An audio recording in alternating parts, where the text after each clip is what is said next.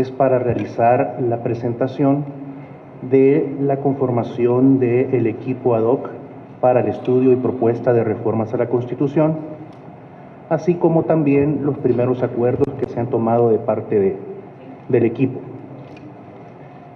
En mi calidad, pues, de miembro secretario, es para mí un verdadero honor no solamente pertenecer a este equipo, sino también, pues, hacerle una breve introducción de cuál es la situación y cuál es el objetivo. De acuerdo al acuerdo, valga la redundancia, número 295, de fecha 24 de agosto del presente año, y que fue publicado en el Diario Oficial de fecha 1 de septiembre, el señor presidente de la República delegó en el señor vicepresidente la coordinación para la conformación precisamente de un equipo que pudiese facilitar los mecanismos adecuados y metodológicos para iniciar con un proceso de estudio de posibles reformas a la Constitución de la República. Con esa facultad, es decir, con esa delegación, el señor vicepresidente procedió a realizar la búsqueda de los miembros que pudiesen acompañarle en el esfuerzo que este estudio y esta investigación, pues, ameritan. Es así que, de acuerdo al acuerdo de vicepresidencia, valga la redundancia, de fecha 10 de octubre de 2020, el señor vicepresidente nombró a quienes le acompañarán. Y junto con él estará, pues, el doctor José Fabio Castillo, el doctor Manuel Ernesto Escalante, el licenciado Giovanni Alberto Rosales y mi persona, el licenciado Adolfo Muñoz, quien a su vez, pues, realizaré las funciones como miembro y secretario, como ya les había mencionado anteriormente. Un breve resumen, ¿verdad?, de quienes conformamos el equipo, simple y sencillamente como una especie de dato biográfico sobre los antecedentes profesionales más relevantes de cada uno de los miembros. Pues el doctor Manuel Ernesto Escalante, como será del conocimiento de ustedes, pues es un abogado y notario salvadoreño, nacido en el año de 1983, graduado del Colegio Externado de San José en la promoción del año 2001, de la cual a su vez fue el primer bachiller. Estudió la licenciatura en Ciencias Jurídicas en la Universidad José Simeón Cañas, UCA, y se graduó en el año 2007, para luego obtener un doctorado, una maestría y un doctorado en Derecho Constitucional en el año 2017 en la Universidad de Sevilla, España. Él es profesor universitario y a nivel profesional en la última década, pues, se ha desempeñado como investigador sobre el funcionamiento del Estado salvadoreño y como litigante en materia de derechos humanos fundamentales. El licenciado Giovanni Alberto Rosales Rosañi, quien también es abogado y notario de la República, graduado de la Universidad Dr. José Matías Delgado en el año 2003, ha sido letrado de la Sala de lo Constitucional de la Corte Suprema de Justicia desde el año 2003 al año 2019. Tiene una vasta experiencia en materia de inconstitucionalidades y, pues, ha cursado una serie de diplomados que acompañan a su experiencia laboral en la Corte Suprema de Justicia, aparte de ser catedrático universitario, impartir precisamente materias de derecho procesal constitucional. Su servidor, el licenciado Adolfo Gerardo Muñoz Cisneros, soy también abogado y notario, nacido en el año de 1974. Realicé mis estudios de educación básica, secundaria y bachillerato en el Colegio Externado San José, del cual me gradué en el año de 1992. Estudié la carrera de licenciatura en Ciencias Jurídicas en la Universidad Dr. José Matías Delgado, de la cual, pues, también me gradué en el año 2000. Dentro de mi trayectoria profesional, pues, he tenido la bendición de poder servir al Estado en diversas funciones. He sido fiscal desde el año de 1997 al año 2003. estuve en la entonces División de Intereses del Estado, como fiscal del Departamento de Control de Bienes y de Procuración. Luego pasé a la Unidad de Propiedad Intelectual, de la cual llegué a ser coordinador tanto de la Unidad de Propiedad Intelectual como de Patrimonio Privado.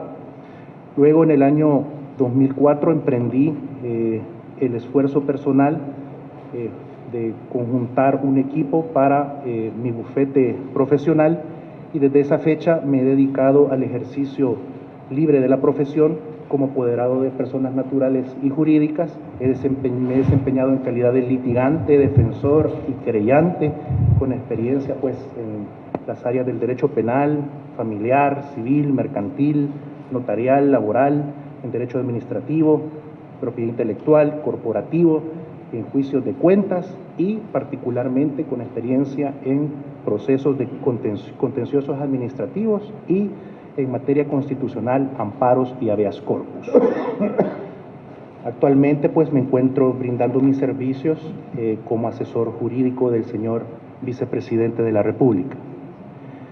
En cuanto al doctor Fabio Castillo, estoy completamente seguro que no requiere ningún tipo de presentación especial. Es una persona con un amplio recorrido profesional histórico en nuestro país, y creo que él estará de acuerdo conmigo en que bastará decir que es maestro de maestros en derecho constitucional. Ha sido profesor y maestro en esta área tan fundamental de nuestra normativa, y por lo tanto, por respeto a él y por respeto a su trayectoria, creo que basta con mencionar que es ampliamente conocido en ese tema. Con esta breve introducción, habiendo presentado a los miembros del equipo de manera tan resumida, paso a aclarar, ¿verdad?, que a la fecha únicamente se ha tenido una sesión ordinaria de lo que es el equipo. Fue precisamente el día 10 de octubre, en la cual no solamente se conjuntó a través del nombramiento, sino que a su vez se tomaron los primeros 2 acuerdos en la primera sesión que se realizó. Esos acuerdos están ya incluidos, incluso el acuerdo número 2 está incluido literalmente en el comunicado de prensa que se les ha hecho llegar esta mañana, y básicamente se han establecido de la siguiente forma. El acuerdo número 1, que es el reglamento interno del equipo, está incluido en el libro de registro de acuerdos, el cual va a ser absolutamente público. Debo aclarar que todas las sesiones, todos los acuerdos y todos los comunicados y todas las decisiones que se tomen respecto al equipo y a su quehacer serán absolutamente públicas. Haremos el esfuerzo no solamente de, por nuestros propios medios, hacerlo del conocimiento de la ciudadanía a través de ustedes, a través del portal de transparencia, si es posible, por supuesto, y también están ustedes cordialmente invitados, cuando así lo estimen necesario, incluso a presenciar las sesiones que nosotros podamos desarrollar. Como les decía, el acuerdo número 1, que se denomina número 1-2020, corresponde al reglamento interno y ha tenido por finalidad delimitar cuáles son las atribuciones, los derechos y la forma en que cada uno de los miembros deberá participar durante las sesiones. Lo más importante, la forma en que se tomarán los acuerdos, y establece también parte ya del espíritu para poder buscar la metodología que luego trasladaremos a ustedes para los temas de la investigación. El acuerdo número 2, que es sumamente importante, ya lo tienen ustedes en su poder, pero es relevante en cuanto a que marca la orientación y marca también cuál es conceptualmente los marcos o los márgenes dentro de los cuales el equipo ad hoc va a desarrollar sus labores. Debo aclarar que tal como lo estableció el acuerdo número 295, el acuerdo ejecutivo número 295, este equipo es completamente ad honorem, como el doctor Fabio Castillo lo ha dicho en reiteradas ocasiones, es realmente ad honorem. Es un esfuerzo que más que como profesionales, como ciudadanos, nos vemos comprometidos a heredar a nuestra ciudadanía y a nuestros conciudadanos. El acuerdo número 2 dice, en resumen, que de acuerdo a lo conversado y teniendo como base lo establecido el artículo 248 de la Constitución de la República, de forma expresa y categórica, el equipo ad hoc acuerda que dentro de los parámetros del estudio, análisis, discusión y propuesta de reformas a la Constitución de la República, no se contempla en modo alguno proponer reformar aquello que está expresamente prohibido. En consecuencia, la forma de gobierno, el sistema político, los principios republicanos y democráticos, el territorio de la República y la alternabilidad inmediata del ejercicio de la presidencia de la República no son ni serán tema de discusión. De igual forma, los derechos y garantías fundamentales de los habitantes de la República no podrán ser reducidos ni restringidos. Con el objeto de que el pueblo salvadoreño pueda conocer y discutir ampliamente el contenido de las propuestas de reformas, las mismas serán presentadas durante el primer año del periodo legislativo correspondiente del 2021 a 2024. Con este marco de referencia, deseando aclarar cualquier duda o especulación que pueda surgir con base a este esfuerzo que nace de la buena fe y sobre todo con miras al bienestar común de nuestra sociedad, pues deseo trasladar la palabra al señor vicepresidente de la República para que él pues pueda hacer un esbozo general de cuáles serán los objetivos de este esfuerzo. Gracias, Fito. Muy buenos días a todos. Como vieron, insistimos en la presentación del comité, de sus miembros, reseñar la fecha de nacimiento, porque queremos demostrar de manera gráfica y notoria de que este comité está integrado por una diferencia de generaciones. Hay una variedad de generaciones, desde las más respetables, como se mencionaba, la presencia del doctor Fabio Castillo, que por ser de generales conocidas a nivel nacional e internacional no se hizo reseña de su hoja de vida, pero basta decir que fue, como lo dijo Fito, maestro de maestros y especialmente mi maestro de Derecho en el primer año de la facultad. Yo, que ya estoy también en la época de los baby boomers, es decir, andamos ya en una generación que no solo nos formamos en los periodos anteriores al conflicto, en los años 70, sino que lidiamos durante toda la guerra y en la posguerra con los desafíos que el país nos planteaba. Y luego estos jóvenes abogados, todos con la sólida formación que garantiza su conocimiento y el aporte que van a dar a este proyecto. Tanto Giovanni, Manuel como Fito son jóvenes profesionales del derecho que reúnen ese perfil que hablamos con el presidente Bukele para integrar el equipo. Un perfil en el cual los profesionales tuviesen la suficiente experiencia, capacidad y formación para poder dar aportes en las tareas que este equipo va a formar. Quiero dejar claro también que el equipo no va a hacer la reforma ni va a hacer el estudio.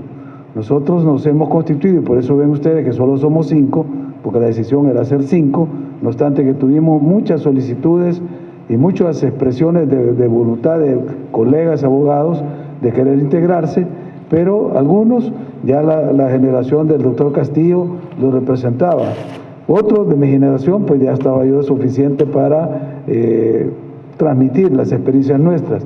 Y de las generaciones de jóvenes, de los jóvenes abogados, pues tenemos 3 profesionales que consideramos van a hacer ese balance entre las experiencias nacionales, históricas, recientes, las corrientes y las doctrinas del pensamiento jurídico y doctrinario del mundo actual. Por lo tanto, el equipo va a ser ese coordinador de un proceso más amplio de consultas que se van a plantear a nivel nacional de manera metodológica. Oportunamente vamos a ir ahora conociendo las metodologías, cómo se van a ir implementando estas consultas para lograr tener un documento que nos lo hemos propuesto en nuestra línea de tiempo, tenerlo listo para el mes de septiembre del próximo año. O sea, pues un trabajo prácticamente de un año, si tomamos en cuenta que el decreto fue aprobado el 1 de septiembre, pero el equipo ya se constituye y comienza a trabajar a finales de septiembre y los acuerdos que lee Fito son a partir de octubre. De tal suerte pues que esa era la idea de hacer la presentación del comité con esa abundancia de datos para que ustedes puedan constatar el interés y la intención de integrar este equipo multigeneracional.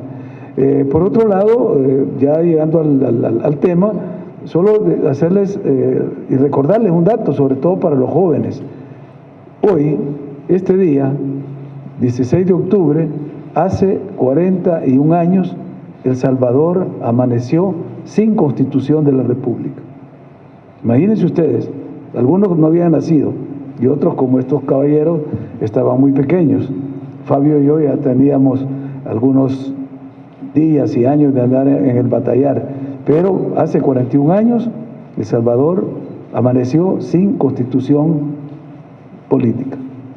Este día, 41 años más tarde, venimos a anunciarle al pueblo salvadoreño que estamos con el compromiso y con el deseo patriótico de proveerle al país un nuevo proyecto constitucional que no solo actualice las normas fundamentales, las instituciones, los procedimientos y los derechos contenidos en nuestra Carta Magna, sino que también le dé ese perfil a ese país que hace 41 años estaba tan convulsionado que no tenía constitución. Los procesos de elaboración constitucional en nuestro país han sido precedidos generalmente de hechos como el que sucedió en el 15 de octubre del 79, que fue el golpe de Estado que derrocó al general Romero, Carlos Romero.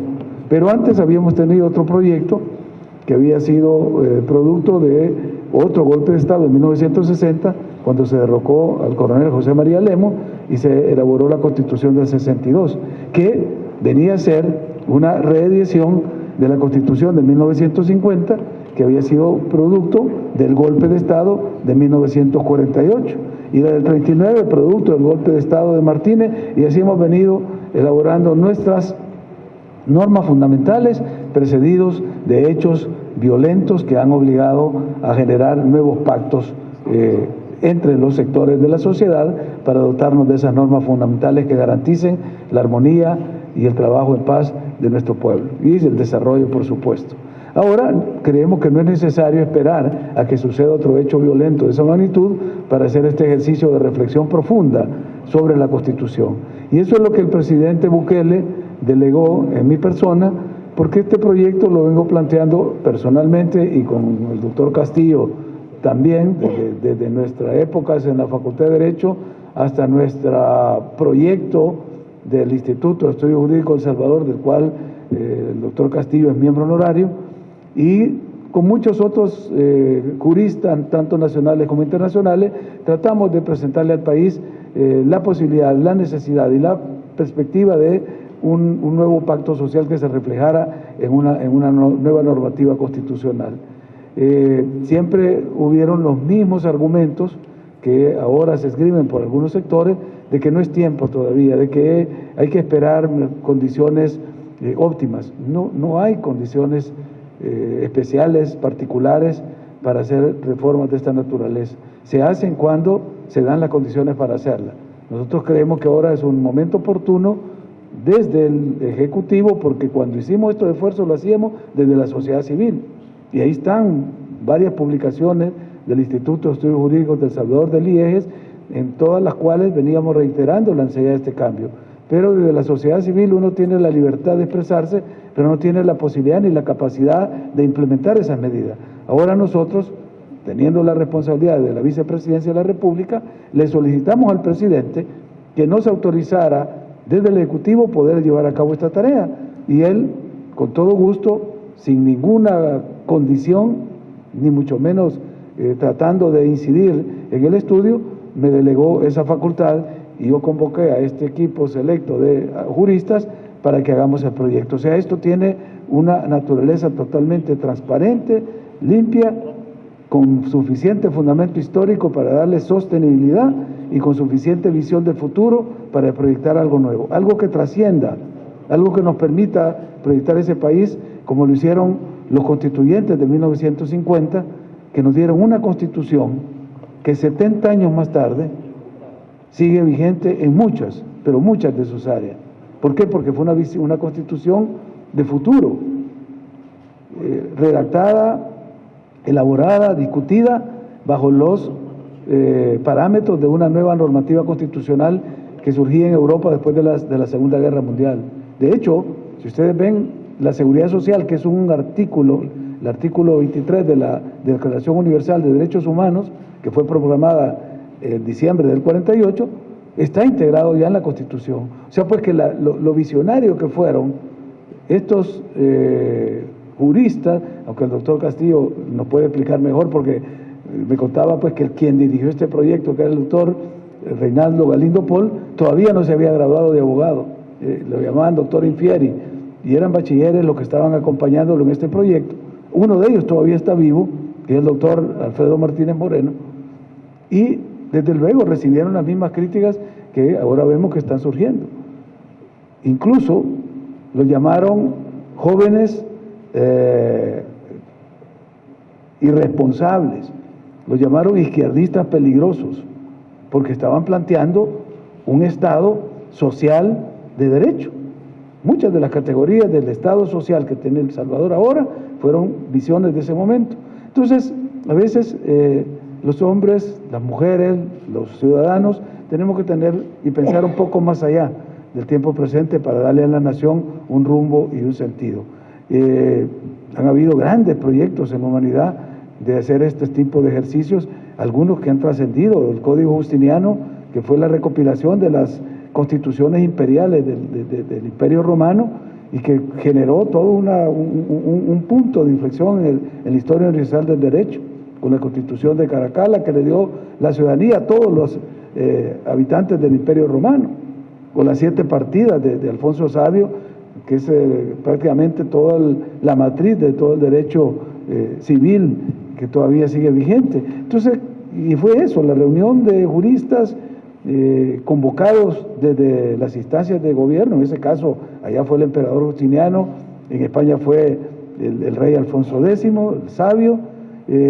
Tenemos aquí, perdón Fabio, que te lo quite, aquí tenemos otra experiencia muy importante, que es de las últimas que se han dado ya en este siglo pasado, el siglo XX, la experiencia francesa, donde un grupo de juristas fueron convocados para elaborar el trabajo de una nueva constitución en Francia que creó la Quinta República Francesa.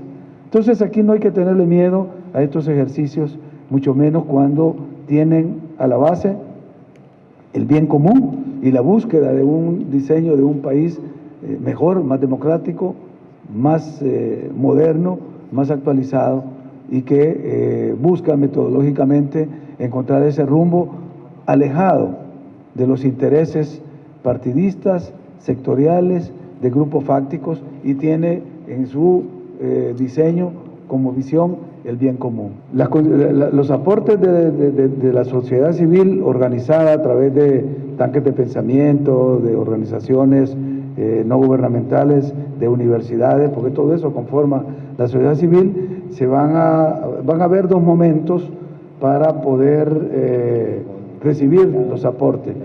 Todavía en el equipo tenemos que afinar esa parte metodológica, pero en grandes líneas hemos pensado primero abrir un espacio de consulta nacional, donde todo el mundo, todos los salvadoreños, todos, y cuando digo todos los salvadoreños, incluso estoy hablando de los salvadoreños que residen fuera del país, puedan opinar, puedan enviar sus propuestas, sus ideas, documentos si los tienen elaborados. De hecho, yo ya empecé a recibir documentos, pero la idea es, mediante una plataforma electrónica, que toda la gente pueda mandar sus aportes para que nadie se quede sin opinar.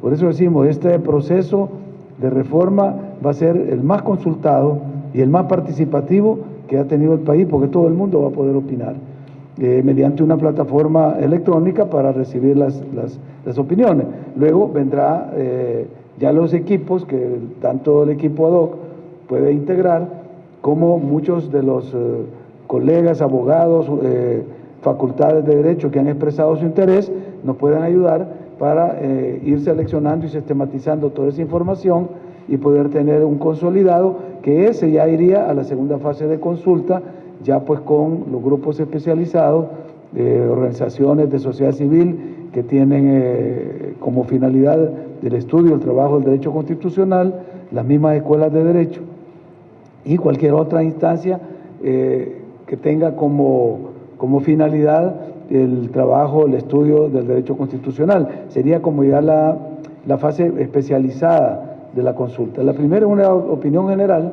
porque la gente puede mandar opiniones que pueden ser repetitivas o que pueden realmente no ir en la línea de los límites y alcances que se ha propuesto este equipo, y en ese caso pues hay que hacer ese filtro y luego ya hacer la consulta especializada con los expertos, con los especialistas, para ir tocando ya los temas de manera pues que se vaya puliendo y que el documento que salga ya sea un trabajo hecho por expertos. Buenos días, gracias.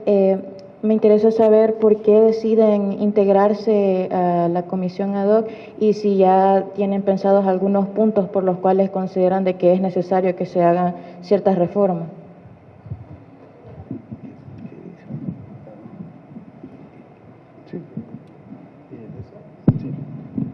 Bien, en lo particular, digamos, lo que a mí me motiva es un motivo profesional, es decir, se me invita, ¿verdad?, a formar parte de esto y obviamente, como ya se decía anteriormente, pues se discute mucho de cuándo es el mejor momento para discutir un tema, bueno, para estudiar la Constitución y discutir potenciales reformas, ¿verdad?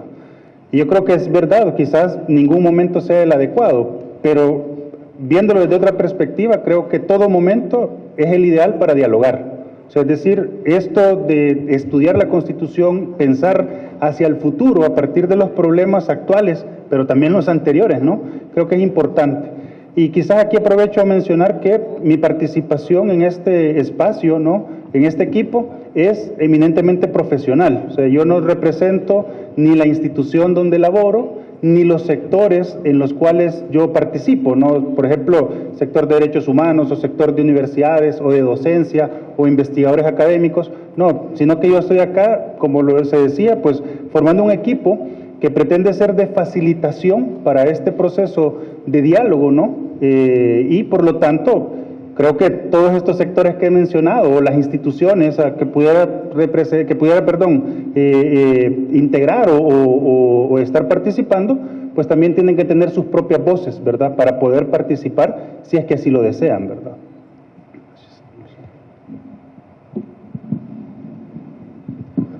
Bueno, tengan todos buenos días. De igual manera, pues me adhiero a la postura del doctor. Mi participación en este equipo es eminentemente técnica, ¿verdad? He elaborado por muchos años como letrado en la sala de lo constitucional, entonces he adquirido un mínimo, por decirlo así, porque es un mínimo, el derecho constitucional es una materia increíblemente amplia, ¿verdad? Y pues, como todos sabemos, regula cada sector de la sociedad para con el Estado y viceversa, ¿verdad?, sin olvidar ese fin último que es la persona humana. Entonces, como les decía, mi finalidad de participar en este equipo pues es aportar un poco ese mínimo de conocimiento técnico que tengo yo, que he adquirido por elaborar en la sala, pues, y poder ver en qué medida podemos potenciar un poco más la Constitución, tal cual está ahorita. Bueno, en lo particular, No solamente es un honor el ser invitado a conjuntar una mesa de un equipo como esta, es un compromiso, desde mi punto de vista, un compromiso ineludible. Hay una canción por ahí que dice de que los latinoamericanos vivimos de sueños postergados. Yo sinceramente, para mí, trabajar y heredarle a mis hijos un mejor estado, una mejor normativa fundamental es un sueño. Pero no es un sueño inalcanzable, es un sueño que puede ser realizable a través de metodologías. Sinceramente, el poder facilitar el que el pueblo salvadoreño, desde la persona más humilde, pueda integrarse y trasladar su opinión, por sencilla que sea, ya es un logro. Históricamente, nuestras leyes han sido creadas por grupos, si se quiere, élites, a veces intelectuales, a veces económicas, pero nunca se ha dado que los proyectos o las reformas vengan de la misma gente. Y en la forma que yo miro este proyecto está el que esta mesa simple y sencillamente se convierta en un facilitador para que las personas naturales, las personas jurídicas, llámenle fundaciones, organizaciones, sindicatos, todas las que ustedes se puedan imaginar y sin exclusión alguna, puedan presentar sus proyectos y que precisamente el estudio se legitime en el origen de quien los propone, no porque nosotros al final de nuestra participación o al final de nuestras labores elaboremos un documento y se lo entreguemos a la Asamblea Legislativa o a quien se lo tengamos que entregar. Eso no es lo que legitima, eso en todo caso dará por cumplida nuestra tarea, pero lo que legitima esta labor es la fuente de la cual nosotros vamos a obtener las propuestas para el estudio, la investigación y el análisis. Dentro de esas fuentes, como les he mencionado, está exclusivamente el pueblo salvadoreño.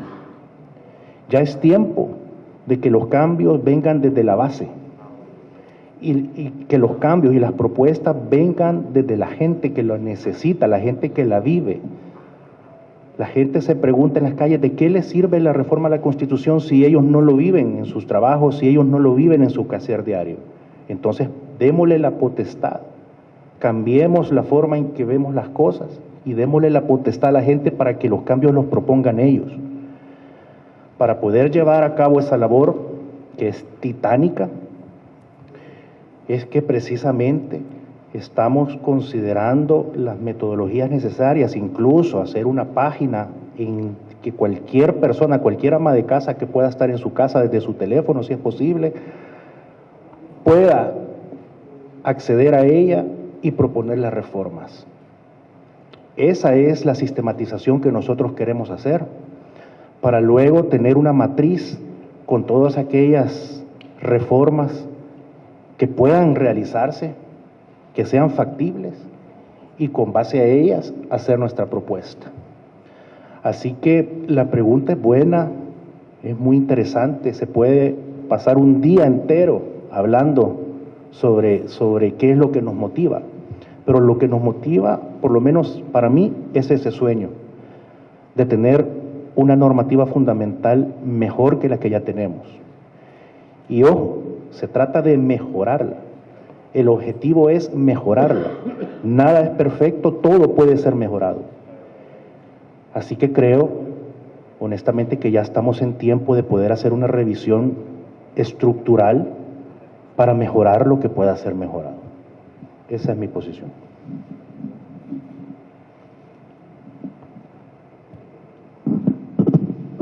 Yo tengo muchos años de ser profesor, no he sido maestro. apenas profesor de Derecho Constitucional.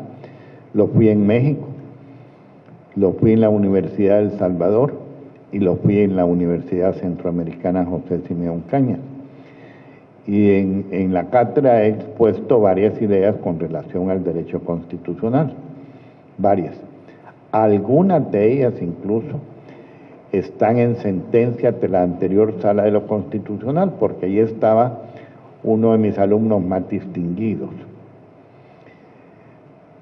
Rodolfo Ernesto González Bonilla. Conste, yo en la cátedra criticaba la Constitución, que me parece que es un derecho de todos los ciudadanos salvadoreños, y decía, aquí debería decir tal cosa. Para mi sorpresa, aunque no lo dijera la Constitución, en sus sentencias la Sala, orientada seguramente por Rodolfo, expresó algunas de esas ideas, como por ejemplo el proponer candidatos por el pueblo, no solamente por los partidos políticos, por ejemplo. Pero siempre propuse además esto: una constitución no es para la eternidad. Los franceses, que en derecho constitucional son sabios y que todavía conservan con valor constitucional la Declaración de los Derechos del Hombre y del Ciudadano de 1789, los franceses en una de sus constituciones decían: una generación no puede someter a las siguientes. Y por eso yo a Félix le decía, desde hace muchos años, que en esta labor no deberíamos estar los de mi generación. Nosotros no debemos pretender gobernar desde la tumba para nuestros hijos, nietos, bisnietos, tataranietos y chosnos. No. En mi opinión, los que deciden una constitución están en su derecho a decidir para su generación y para la de sus hijos. Y por eso yo proponía en aquel momento, y lo voy a proponer aquí a la discusión, que en la Constitución debería haber un artículo que dijera: cada 25 años se abrirá el debate constitucional en la población a efecto de mejorar las normas existentes. Entonces hay varias cosas que lo motivan a uno. Uno se enamora de sus ideas. Uno cree que su idea es correcta y opina creyendo que tiene la razón, pero debemos opinar creyendo que tenemos la razón, pero sabiendo que podemos estar equivocados. Yo aquí me comprometo ante ustedes y con ustedes a que apenas vea yo que las generaciones jóvenes, ellos tres, tienen un acuerdo, yo me voy a plegar a lo que ellos digan, porque ellos están en la generación de decidir para ellos y para sus hijos. Yo ya no estoy en eso, pero sí voy a opinar sobre puntos que me parezcan importantes para que tengan una permanencia un poco más de tiempo.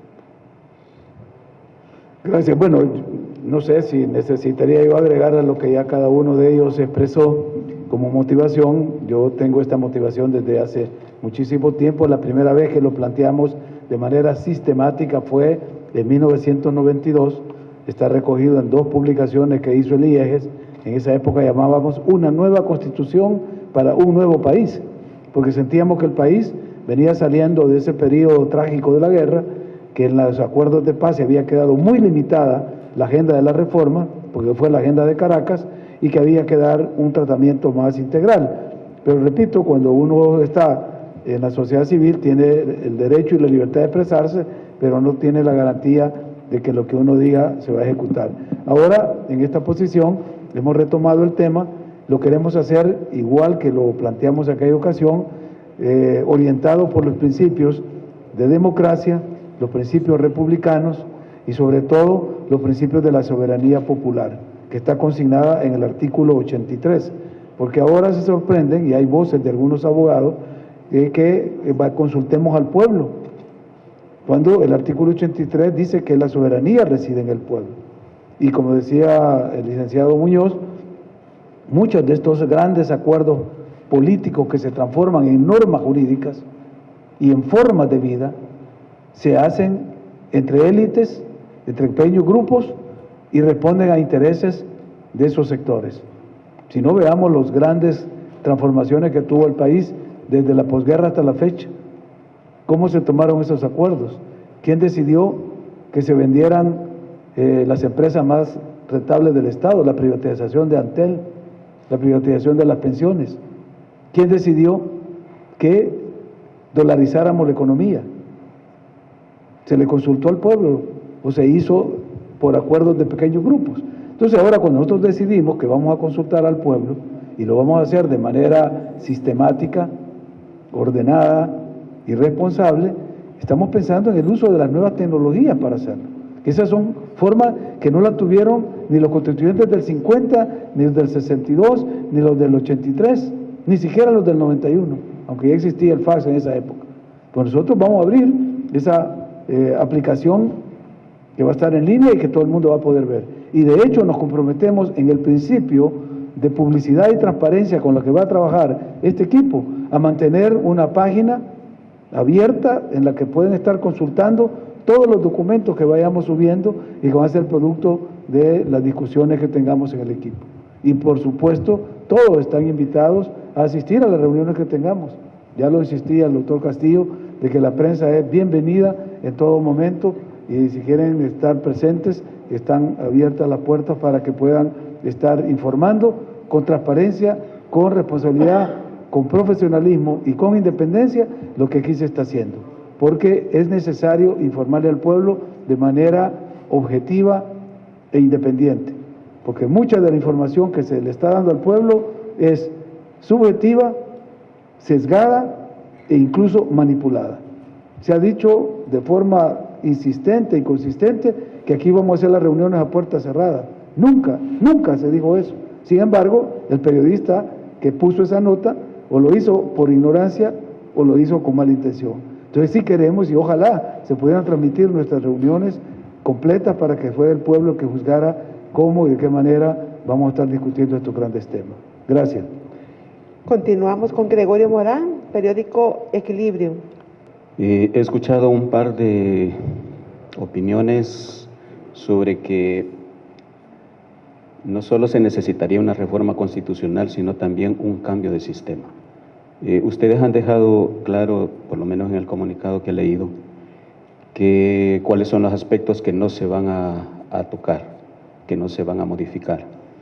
Pero en el fondo realmente quisiera saber si la mesa considera que se puede ir tanto más allá hacia un cambio de sistema para poder otorgarle a las nuevas generaciones una nueva forma de república.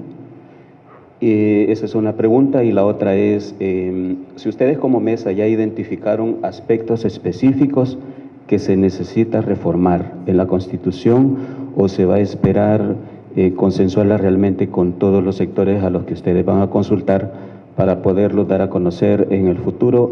Y si ya los identificaron, me gustaría saber qué aspectos la mesa está contemplando modificar en la ley primaria. Gracias. Sobre el cambio de sistema me queda la duda, no sé de qué tipo de sistema, puede ser el sistema político, el sistema económico, no sé.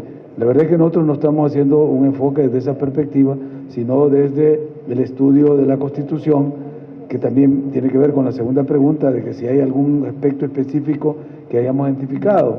Yo lo dije públicamente y lo quiero sostener acá, porque es lo que voy a plantear en el equipo, que vamos a estudiar desde el preámbulo hasta el artículo último de la vigencia. ¿Para qué? Porque no podemos, si hemos criticado las formas en que se han hecho los cambios constitucionales, que han sido justamente específicos, si ustedes ven la reforma del 62, el gran cambio fue modificar el periodo del mandato presidencial, que antes era 6 años, lo bajó a 5. Si nosotros vemos en el caso de la reforma del 91, eran los 4 o 5 puntos que se tocaron provenientes de la agenda de Caracas: la modificación del sistema electoral, el sistema judicial, en los derechos humanos, en la Fuerza Armada, y lo económico-social, que fue lo que menos se tocó. Entonces, yo creo que si empezamos a querer hacer un estudio integral, pues empecemos desde el preámbulo y vámonos hasta el último. Estudiarlo no quiere decir modificarlo ni cambiarlo, es estudiarlo para que haya una armonía.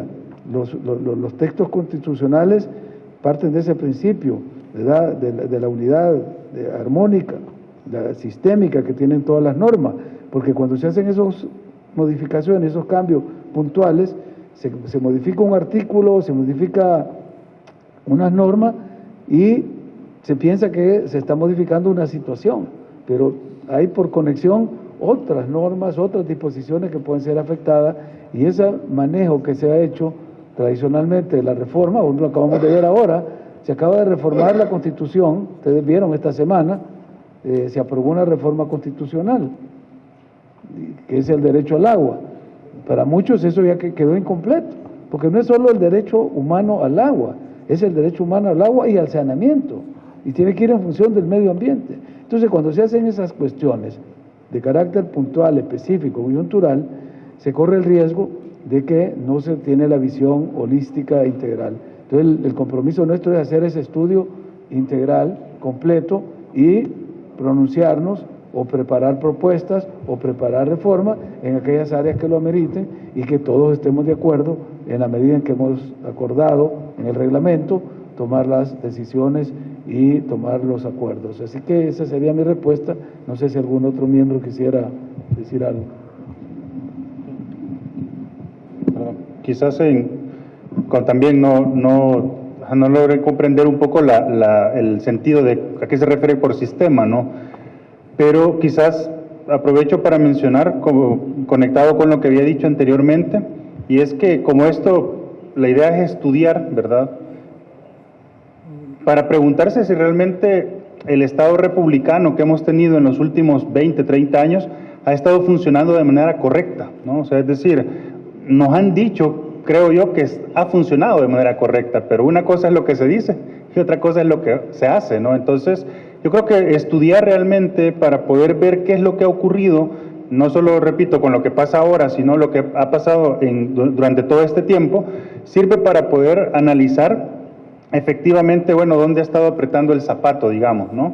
Y quizás aquí aporto otro elemento que me parece importante, y bueno, en las discusiones del equipo lo iré incorporando, es que, claro, una reforma a una ley, a un cuerpo normativo, no tiene sentido si tampoco va acompañada con un esfuerzo de un cambio cultural, ¿no? O sea, es decir, también es importante reflexionar sobre la cultura política, económica, social, cultural que hemos tenido en nuestro país, ¿verdad? Entonces, yo creo que aquí también el elemento de, por ejemplo, qué sentido tiene una ética pública, qué sentido tiene, ¿no? o qué impacto tiene la ética pública, o la importancia, perdón, de incorporar la ética pública a una norma constitucional, y qué impacto puede generar eso para el combate a la corrupción, por ejemplo, ¿no? O sea, es decir, son elementos que hay que ir reflexionando, y eso no es cambiar el sistema republicano, sino que sería mejorarlo, ¿verdad? Adaptarlo a las condiciones, donde nos está apretando un poco el zapato,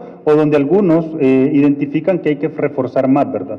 Pero repito, estas son algunas ideas, creo que no hemos acordado por ahora ningún tema de discusión, sino que eso van a ir, obviamente, en la medida que vaya avanzando el trabajo del equipo, ¿verdad? Buenos días a todos. Bueno, la vez pasada el noticiero consultaba constituyentes que habían estado como parte de la Constitución de la República, quienes coincidían que sí se necesita una mejora, sobre todo varios artículos de la Constitución, pero mencionaban que las cápsulas pétreas no se pueden modificar, y quisiera conocer su opinión en ese caso, y también con el vicepresidente si ya se han considerado otros artículos que se van a modificar. Bueno, voy a dejar la palabra para alguno de los miembros que quiera pronunciarse sobre el tema de las cláusulas pétreas. Imagino que algunas voces que se han alzado sobre el tema de las cláusulas pétreas y su no modificación olvidan que una de las cláusulas pétreas, quizás de las más pétreas, que está establecida en el artículo 85 de la Constitución, anótenlo bien, porque es el artículo 85 de la Constitución el que habla del sistema político, y esa es una de las cláusulas pétreas. Bueno, pues esa cláusula pétrea la reformó la Sala de lo Constitucional anterior. Esa cláusula establece que el sistema político se expresa por medio de los partidos y que el partido político es el único instrumento de representación del pueblo en el gobierno. Así dice textualmente el artículo 85. Entonces yo presenté una demanda no contra el artículo 85, sino contra un artículo del Código Electoral que obligaba a los ciudadanos que quisieran presentarse como candidatos a diputados a estar afiliados a un partido político.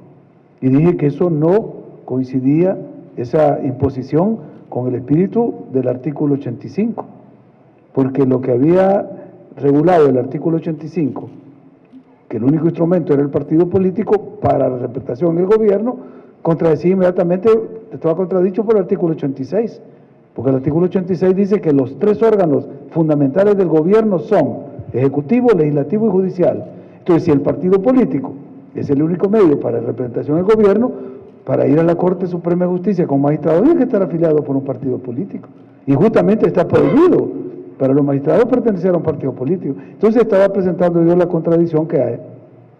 Y además, basándome en las grabaciones magnetofónicas de la Asamblea Constituyente, pude encontrar que el error que hay en ese artículo era que se confundió gobierno con ejecutivo. Porque para el ejecutivo, para ser el candidato a la presidencia de la República, hay que estar afiliado a un partido político. Lo dice el artículo 151 de la Constitución. Y los constituyentes explican por qué se pone esa exigencia, siendo el más alto cargo, dicen, de la primera magistratura, para garantizar, en la época que hicieron la Constitución, la del 85, la del 83, de que grupos ajenos a los partidos políticos puedan acceder a la presidencia. Ese es un artículo que estaba dedicado a limitar la posibilidad de que hubiera un presidente producto de una insurrección armada o de un grupo que no fuera un partido, porque estábamos en los periodos, los años de la guerra. Imagínense ustedes en qué momento hicimos esa Constitución del 83 que está vigente, en esos periodos, y esos eran los momentos de discusión, y por eso ese artículo se puso, y por eso la sala anterior me dio la razón, y por eso hay un diputado independiente ahora, un diputado que no entró por un partido político. Entonces ya esa cláusula pétrea ya la modificó la sala. Si no, pregúntale a Rodolfo González, porque él estaba en esa sala y él promovió esa reforma. Entonces, ¿cómo decir ahora es que las cláusulas pétreas no se pueden modificar? Si ya modificaron una, la sala de lo constitucional, y por esa sentencia la Asamblea tuvo que regular las candidaturas no partidarias, y hay una nueva normativa y una nueva realidad política. Con eso no quiero decir que nosotros vamos a entrar a hacer un debate que es, y hablemoslo con toda claridad, porque aquí hay dobles morales y falsas honestidades en estos sectores que están hablando. Todo el temor ha sido de que este grupo o esta reforma esté orientada para que el presidente Nayib Bukele se pueda reelegir o que pueda configurársele más poderes al Ejecutivo y que va a ser un gobierno autócrata y un gobierno dictatorial. Eso es una falacia y una mentira. Nosotros estamos de acuerdo solamente en lo que no se va a discutir ni a proponer que se reforme, pero en lo que se va a reformar va a ser el resultado de toda una serie de discusiones y seguramente algunas de esas preguntas tendrán validez cuando se vayan dando las discusiones y vayamos teniendo algún tipo de propuestas a discutir por la población, por los gremios, etc. Entonces, es difícil que nos digan qué van a proponer ustedes. No sabemos, no lo hemos discutido, lo tendremos que discutir y llegaremos a algún acuerdo. Uno. Y dos, yo quisiera puntualizar lo siguiente. Somos el único pueblo en el mundo que ha hecho una constitución en tiempos de guerra, y peor, en tiempos de guerra civil. Yo personalmente lo que quiero es que ahora quede en la Constitución como una Constitución de tiempos de paz, y para preservar la paz. Todas esas disposiciones eran a efecto, digámoslo con toda franqueza, de que el FMLN no tuviera posibilidad de llegar al poder. Y le decían, vengan y háganse partido político. Y en algún momento el Frente lo hizo, bajó y se hizo partido político y llegó al poder. Y no ha pasado ninguna catástrofe en el país por el gobierno del FMLN. Me refiero al de Salvador Sánchez Serén, nada más, que es el que yo considero un gobierno del FMLN. Entonces, ahora que tenemos una convivencia pacífica, con discusiones, con grescas y todo, hagamos lo posible porque nuestra Constitución garantice la paz permanente en el país. Yo le puedo hacer una invitación a usted. Por ahí está expuesto en los periódicos los ataques a la libertad de prensa, que le llaman, a la libre expresión y difusión del pensamiento.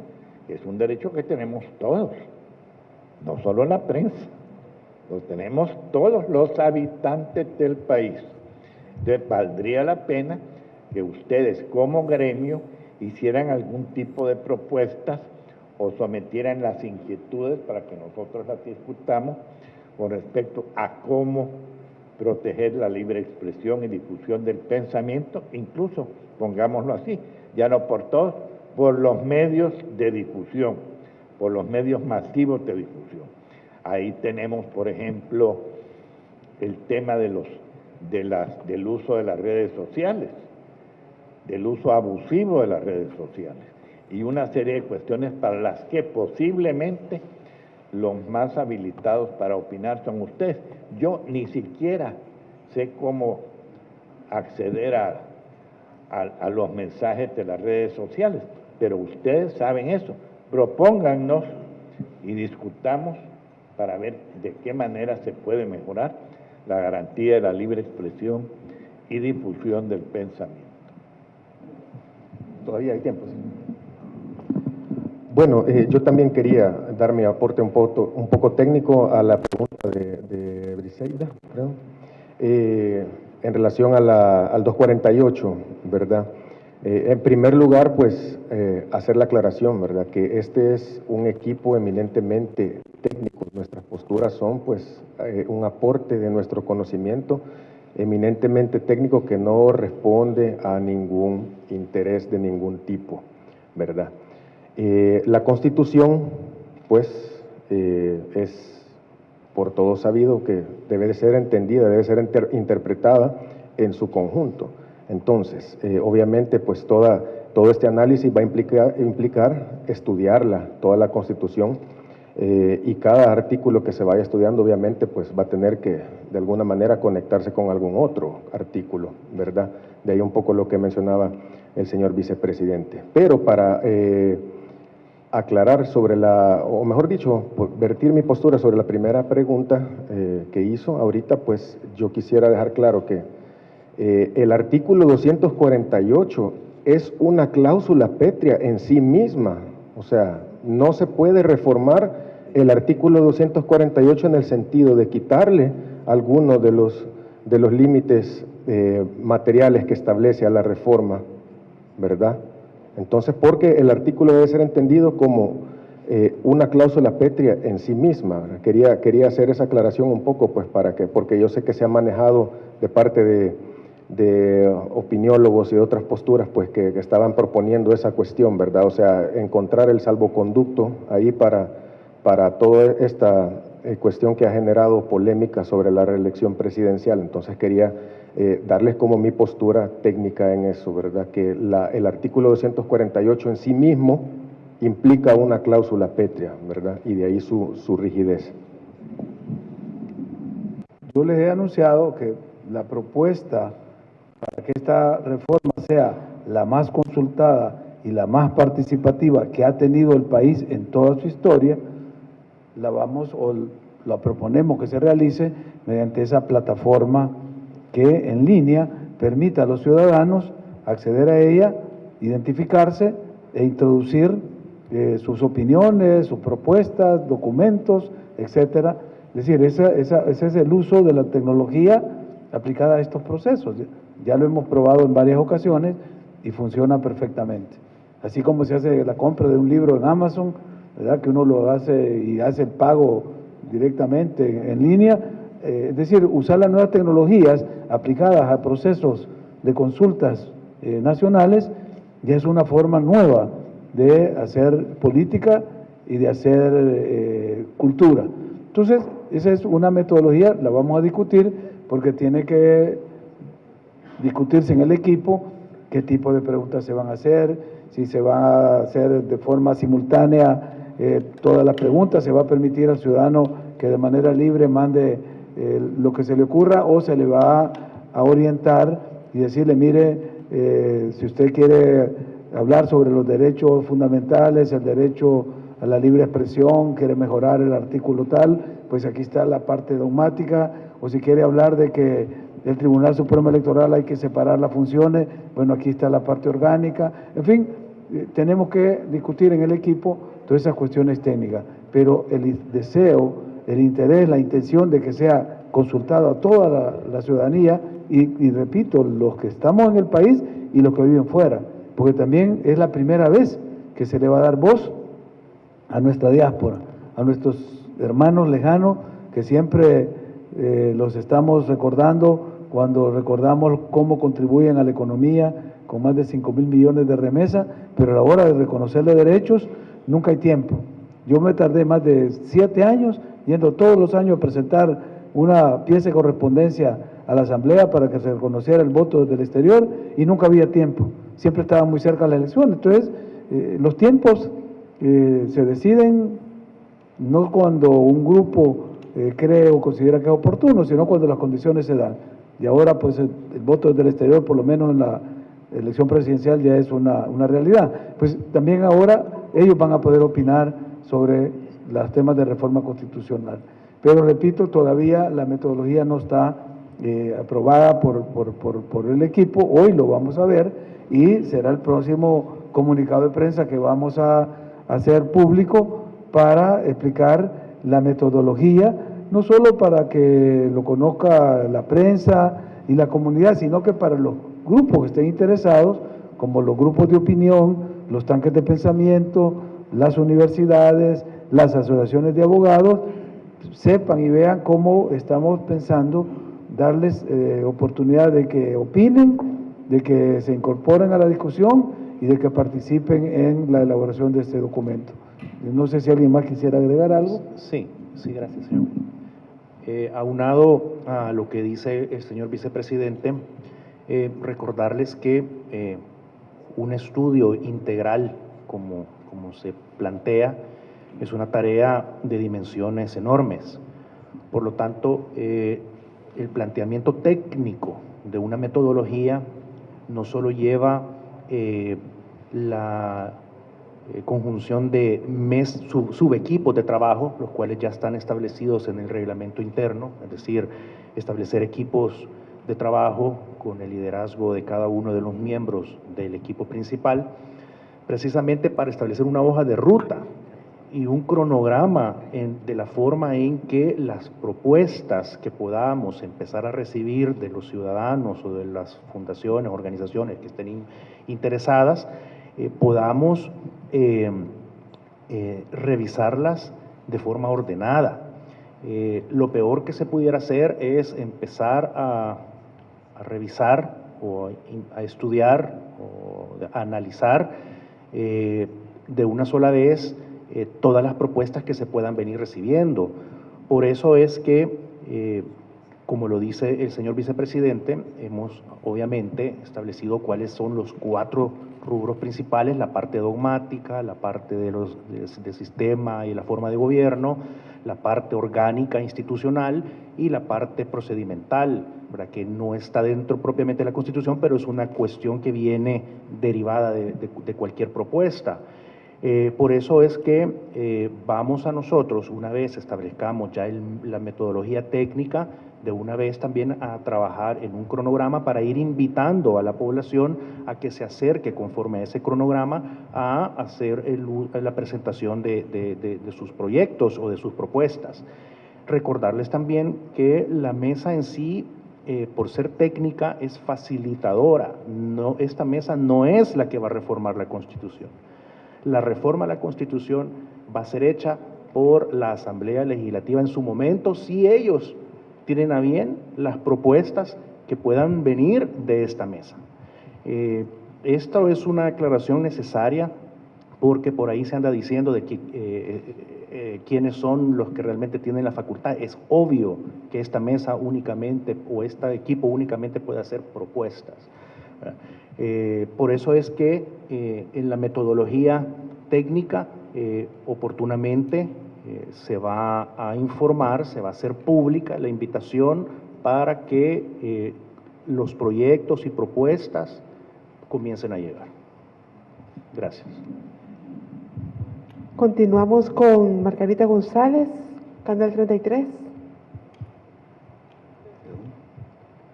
Buenos días a todos. Señor presidente, quisiera conocer si usted toma a bien invitar o solicitar la inclusión de alguna mujer al equipo. Y como segundo, pues al equipo en general, ya que como ustedes han dicho, no se van a discutir aspectos como que puedan reducir o prohibir garantías y derechos fundamentales, temas como la legalización del matrimonio civil igualitario y la legalización del aborto, serían temas de prioridad en su discusión. Eso, gracias. Bueno, quizá empezando por lo último, hemos dicho que todos los temas van a ser discutidos. No quiere decir que todos van a ser aprobados o consensados, pero discutido, para mí, hay muchos sectores que cuando se hizo la Constitución del 50 no se reconocían, cuando se hicieron la Constitución y las reformas posteriores, aunque se reconocían, se trataron de invisibilizar, y yo creo que es tiempo de darles un reconocimiento de sus derechos, pero eso va a ser objeto de discusión, de estudio y de propuestas.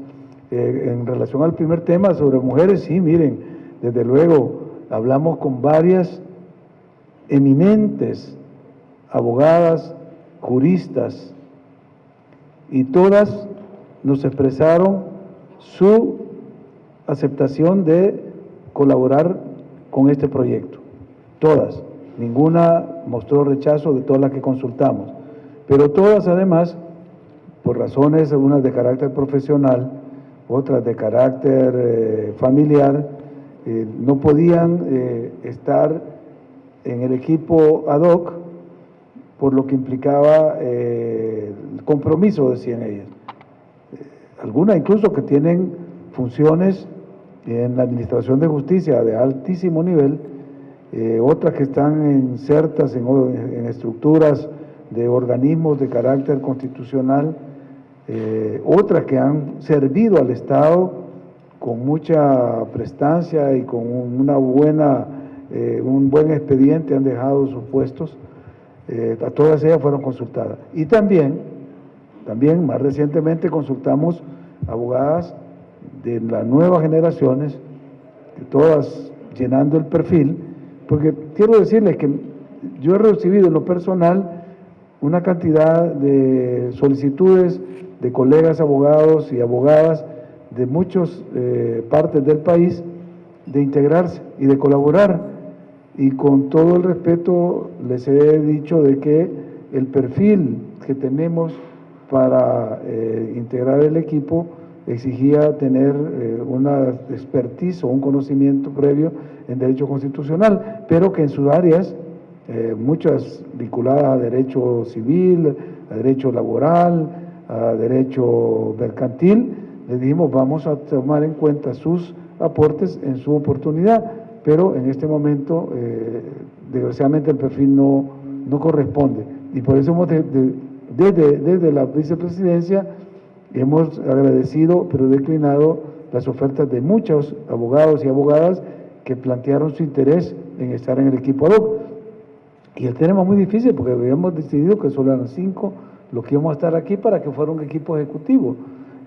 Ahora lo que hemos acordado, los del equipo, es que si una colega decide integrarse a nivel del equipo, pues se va a considerar, porque es importante no solo creer en la igualdad de género, no solo estar comprometido con los derechos de las mujeres, sino también hacerlo ver. Y una fotografía en la que no haya mujeres no habla muy bien de esa consecuencia que sí tenemos nosotros en lo personal como un compromiso. Así que vamos a seguir esperando a que llegue la colega que reúne el perfil que este equipo tiene y exige, para que en la próxima conferencia que demos, ojalá ya podamos tener una colega mujer en el equipo aquí como abogada y miembro del equipo. Gracias. Finalizamos la conferencia con Moisés Rosa, del Norteño News. Buenos días a todos y éxitos en tan ardua labor académica. Dos preguntas breves. La primera es, dada la trascendencia que implica un debate en aras de poder reformar la Constitución política, ¿se tomó en cuenta, por ejemplo, a abogados de otro signo ideológico para poder participar en este debate? Uno.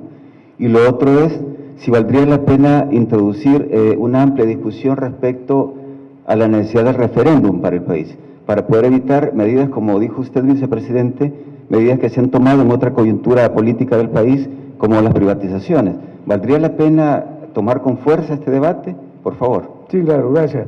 Que no le quepa duda, yo personalmente he asumido dentro del equipo la propuesta de estudio para introducir no solo el referéndum, sino las 4 instituciones de la democracia directa, que son el referéndum, el plebiscito, las iniciativas ciudadanas y el referéndum revocatorio.